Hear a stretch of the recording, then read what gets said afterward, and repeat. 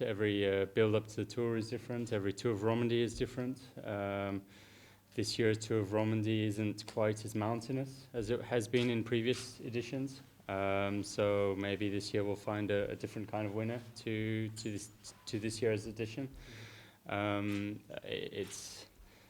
I can't see a direct correlation between Romandie and the Tour de France, but for me it's always been one of my preparation races and quite an important milestone on my way to being ready for the Tour de France. Okay. Good, I feel good. I feel comfortable with where I'm at this time of the season. I've had a good training camp with the team, some of the Giro guys up in Tenerife.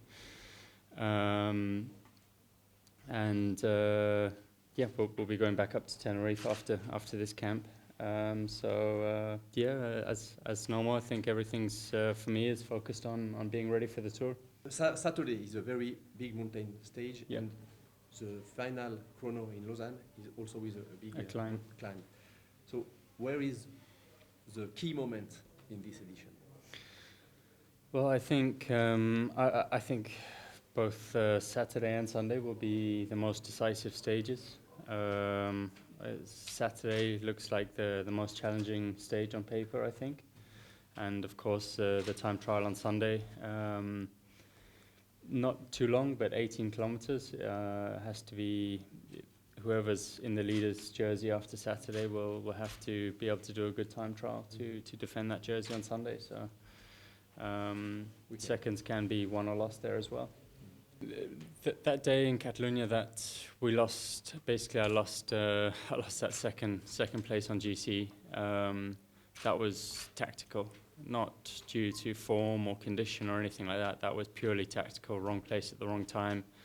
Early on in the stage, a 2-kilometer descent, and basically a split opened up, and that was we were trying to close it for 50 Ks with 5 guys, and just that was the end of our race basically. In terms of the general classification.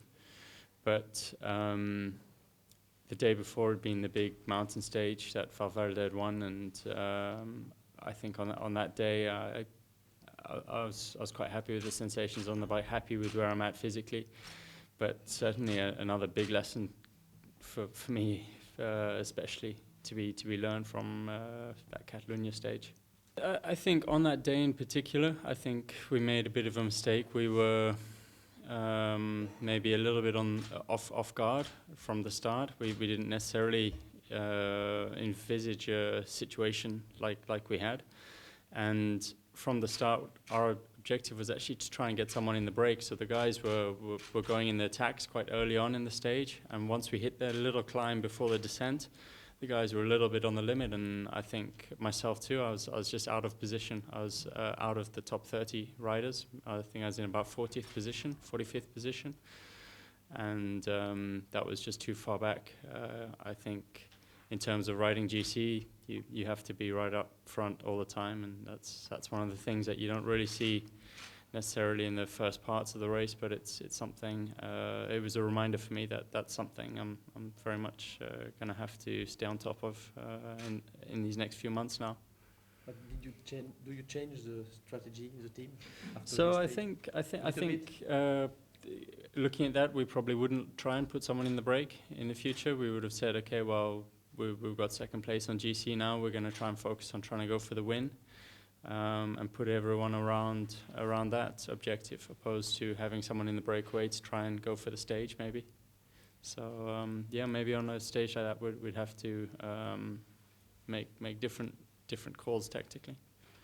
I think, good question. I think for me personally, I don't need that reassurance quite like I did in the past. I've got the reassurance of 3 Tour victories now to tell me that I'm able to do it again. So I don't feel necessarily the pressure to have to go out early season and perform at that level. It's not necessarily pressure that I feel now, but I think,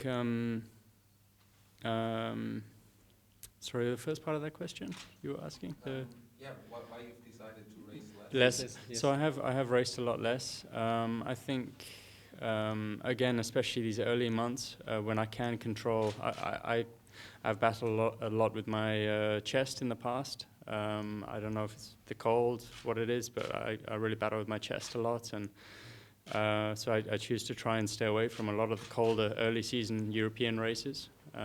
Hence choosing a program in Australia to start, going down to South Africa for altitude training, going to Tenerife for altitude training. And obviously as it starts to warm up now, then I'm bracing more and more now as we get closer to the tour. I think also something else I can take from last season, being able to do the tour, the Olympics, and then go on to finishing second in the Vuelta last year as well.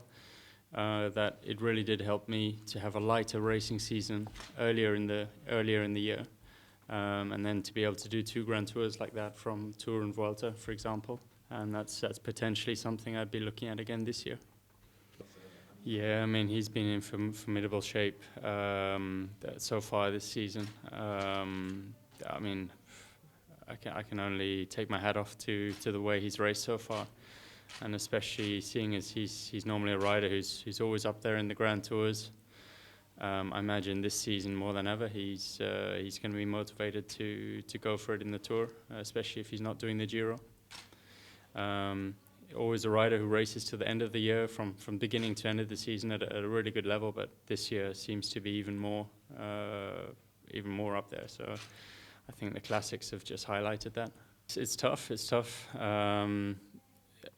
It's especially when you come into the last kilometer with him, and you know it's coming to a sprint. He's got a savage acceleration. So no, you definitely don't want to be coming to the line with him. If Valverde keeps up this kind of form, then definitely he's going to be the guy to beat in July as well.